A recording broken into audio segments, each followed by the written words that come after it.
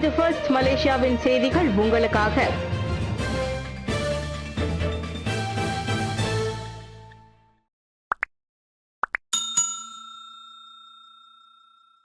மலேசியாவிற்கான இலங்கை தூதருடன் மலேசிய தமிழ் எழுத்தாளர் சங்கம் சந்திப்பு.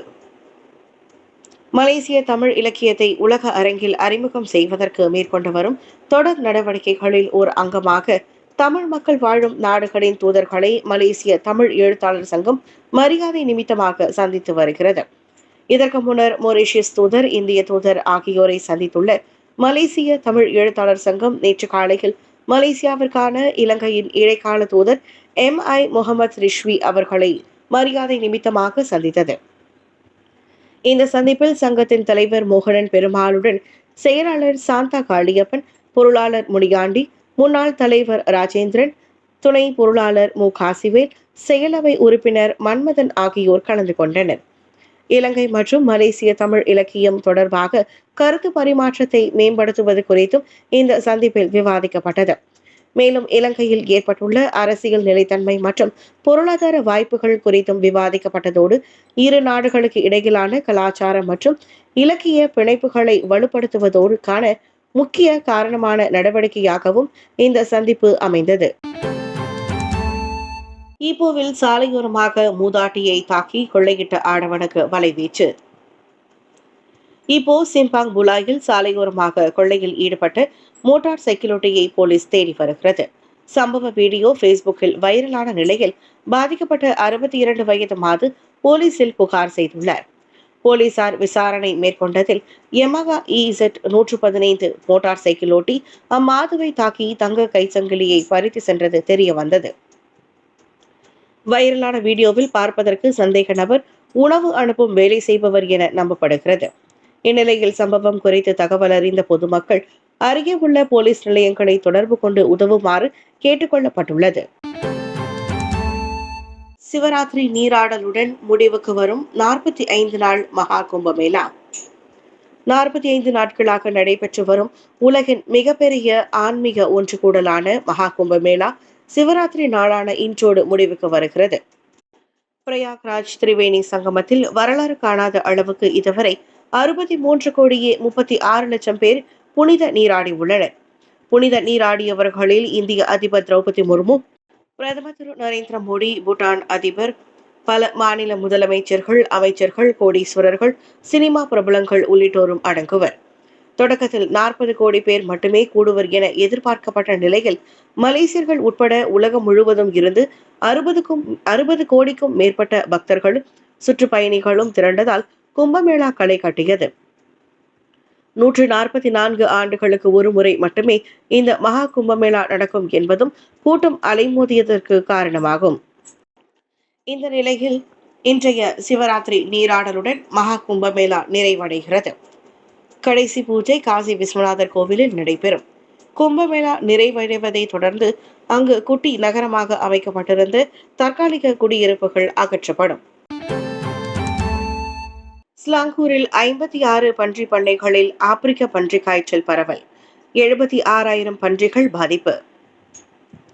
ஸ்லாங்கூரில் 56 பன்றி பண்ணைகளில் உள்ள 2,50,000 பன்றிகளில் 76,000 பன்றிகளுக்கு ASF எனப்படும் ஆப்பிரிக்க பன்றி காய்ச்சல் பரவியுள்ளது. ஜனவரி 28 முதல் பதிவான எண்ணிக்கை அதுவென ஸ்லாங்கூர் கால்நடை சேவைத்துறையின் இயக்குநர் டாக்டர் ஹசுசானா காலி தெரிவித்தார். ஒரு பண்ணைக்கும் மற்றொரு பண்ணைக்கும் இடையிலான தூரம் அதிகபட்சம் 1 கிலோமீட்டர் மட்டுமே என்பதால் நோய் வேகமாக பரவுவதாக அவர் சொன்னார். இந்த ASF பன்றி காய்ச்சல் பரவலை கட்டுப்படுத்த 1953ஆம் ஆண்டு விலங்குகள் சட்டத்தின் கீழ் பல்வேறு நடவடிக்கைகள் முடுக்கிவிடப்பட்டுள்ளன. நோய் பரவிய பண்ணைகளில் இருக்கும் அனைத்து பன்றிகளும் 7 நாட்களில் அழிக்கப்பட வேண்டும் என பண்ணை உரிமையாளர்களுக்கு உத்தரவிடப்பட்டிருப்பதும் அவற்றில் அடங்கும். நேற்று பிற்பகல் வரை 14 பண்ணை உரிமையாளர்களுக்கு அத்தரவு பிறப்பிக்கப்பட்டுள்ளது.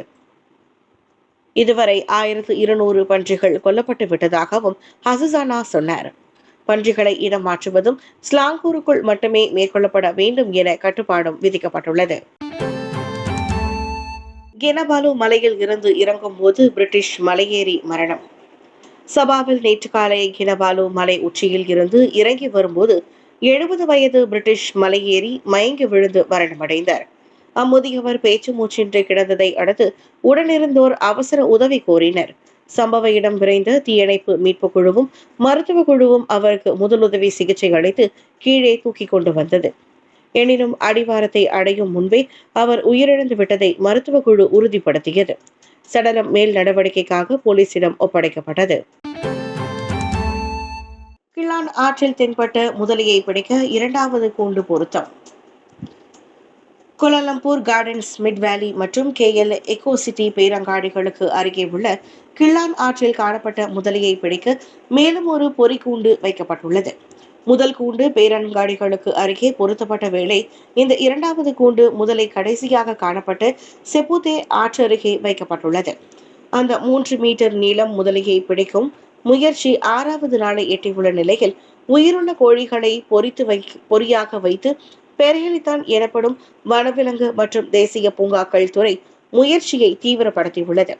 முதலையை பிடிபடும் வரை அப்பகுதியை விட்டு சற்றே தள்ளியே இருக்குமாறு பொதுமக்களை அத்துறை கேட்டுக்கொண்டது. முதலையின் நடமாட்டம் ட்ரோன் மூலமாகவும் தொடர்ந்து கண்காணிக்கப்படுகிறது. முன்னதாக பிப்ரவரி 23ஆம் தேதி பெய்த கடும் மழையால் முதலையை பிடிக்கும் முயற்சி தடைப்பட்டது. லண்டனில் 5 நிமிடங்களில் திருடு போன 15.6 மில்லியன் ரிங்கிட் மதிப்பிலான தங்க கழிப்பறை. லண்டனில் ஒரு பண்ணை வீட்டில் காட்சிக்கு வைக்கப்பட்டிருந்த தங்க கழிவறையை வெறும் 5 நிமிடங்களில் திருடர்கள் திருடி சென்றுள்ளனர். அமெரிக்கா என பெயரிடப்பட்ட அக்கழிவறையின் மதிப்பு மலேசிய ரிங்கிட்டிற்கு 15.6 மில்லியன் ஆகும். 18 கேரட் தங்க முலாம் பூசப்பட்ட அக்கழிவறை ஆக்ஸ்போர்ட் அருகே உள்ள கிளென்ஹேம் அரண்மனையில் இருந்து 2019ஆம் ஆண்டு திருடு போனது. அது தொடர்பில் நீதிமன்றத்தில் நடைபெற்று வரும் வழக்கு விசாரணையில் புதிதாக தாக்கல் செய்யப்பட்ட CCTV காட்சிகளில்தான் அந்த 5 நிமிட துணிகர திருட்டு அம்பலமானது. சுத்தியல் உள்ளிட்ட ஆயுதங்களுடன் அரண்மனைக்குள் நுழைந்த 3 கொள்ளையர்கள் தங்க கழிவறையை உருட்டி கொண்டு வெளியே வருவது கேமரா பதிவில் தெரிகிறது. அவர்களில் ஒருவன் கழிவறையின் இருக்கையை தூக்கி செல்கிறான். அனைத்தையும் காரில் போட்டுக்கொண்டு அக்கும்பல் தப்பி ஓடியது. எனினும் பின்னர் பிடிபட்ட அம்மூவரும் நீதிமன்ற வழக்கு விசாரணையை எதிர்நோக்கியுள்ளனர். 30 நாள் சுற்றுலா விசாவில் வந்து 25 ஆண்டுகள் தாய்லாந்தில் தங்கிய பிரிட்டன் ஆடவர். 30 நாள் சுற்றுலா விசாவில் வந்து 25 ஆண்டுகள் தாய்லாந்திலேயே தங்கிவிட்ட பிரிட்டன் ஆடவர் ஒரு வழியாக பிடிபட்டுள்ளார். பெயர் குறிப்பிடப்படாத 60 வயது அந்நபர் 2000ஆம் ஆண்டு தொடக்கத்தில் சுற்றுலா விசாவில் தாய்லாந்திற்குள் நுழைந்து அன்றிலிருந்து அங்கிருந்து வெளியேறவில்லை. போலீஸ் சோதனையில் சிக்கும் போதெல்லாம் விசா நீட்டிப்பில் இருப்பதாக கூறி எப்படியோ அவர் தப்பித்து வந்துள்ளார். விசா விவரங்களை குடிநுழைவுத்துறை மட்டுமே பரிசோதனை செய்ய முடியும் என்பது அவருக்கு வசதியாக போய்விட்டது. இந்நிலையில் வட தாய்லாந்தின் சியாச்சிங் மாய் மாகாணத்தில் திங்கட்கிழமை நடத்தப்பட்ட குடிநுழைவுத்துறை சோதனையில் அவர் சிக்கினார். வெளிநாட்டவர்கள் அடிக்கடி வந்து போகும் இடத்தை குறிவைத்து அச்சோதனை மேற்கொள்ளப்பட்டது. மொத்தமாக 9135 நாட்கள் அவர் தாய்லாந்தில் சட்டவிரோதமாக தங்கியுள்ளார். இது அந்நாட்டில் புதிய சாதனையாகும்.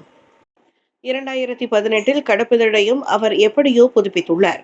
உள்ளூர் பெண்ணை திருமணம் செய்து கொண்டு 13 ஆண்டுகள் பாங்காங்கில் வாழ்ந்து வந்தார். நிதி பிரச்சனையால் சியாங் மாயில் குடியேறியுள்ளார். அவர்களுக்கு ஒரு குழந்தையும் உண்டு. என்றாலும் வேலை வெட்டி இல்லாமல் பிரிட்டனில் உள்ள தனது குடும்பம் அனுப்பும் பணத்தில்தான் அவர் காலத்தை ஓட்டியுள்ளார். அவர் விரைவிலேயே தாயகத்திற்கு திரும்பி அனுப்பி வைக்கப்படுகிறார். சிலியில் மின் விநியோகம் தடை, மக்களின் இயல்பு வாழ்க்கை பாதிப்பு. சிலி நாட்டில் பெரும்பாலான இடங்களில் மின் விநியோகம் தடைப்பட்டதால் அந்நாட்டின் சுரங்க நடவடிக்கை மற்றும் மக்களின் இயல்பு வாழ்க்கையும் பாதிக்கப்பட்டன. அரிகா முதல் வடக்கே பரினாகோட்டா, தெற்கே லாஸ் லேகாஸ் மற்றும் தலைநகர் சாண்டியாகோவிலும் சாலை விளக்கு நகரின் முக்கிய போக்குவரத்து வசதிகள் செயல் இழந்ததால் லட்சக்கணக்கான மக்களின் நடமாட்டம் பாதிக்கப்பட்டது. மின் விநியோகத்தில் ஏற்பட்ட தடைக்கான காரணம் குறித்து ஆராயப்பட்டு வருவதோடு அதனை மீண்டும் வழக்கு நிலைக்கு கொண்டு வருவதற்காக சிலி நாட்டின் மின்சார விநியோகிப்பு நிறுவனம் ஈடுபட்டு வருகிறது. நாட்டின் வடபகுதிக்கான மின் இணைப்பு முறையில் ஏற்பட்ட கோளாறினால் இந்த தடை ஏற்பட்டதாகவும் இணைய தாக்குதல் எதுவும் இதற்கு காரணம் அல்ல என சிலி உள்துறை அமைச்சர் கேரலினா டோஹா தெரிவித்தார்.